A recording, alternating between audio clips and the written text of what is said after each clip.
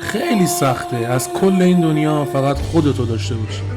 من در 20 سالگی پیرتر از افرادی هم که مردن. درست تنهایی ترسناکه ولی آدما ترسناکترن.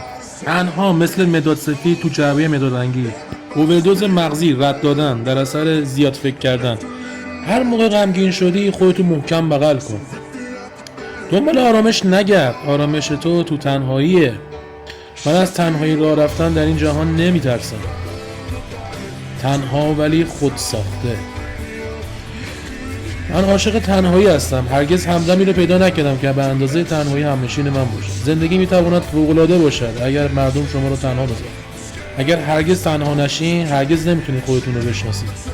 و آخرش همه چیزی که یاد گرفتم این بود که چجوری تنهایی قوی باشم. خورشیدم تنهاه ولی همچنان میدرخشه.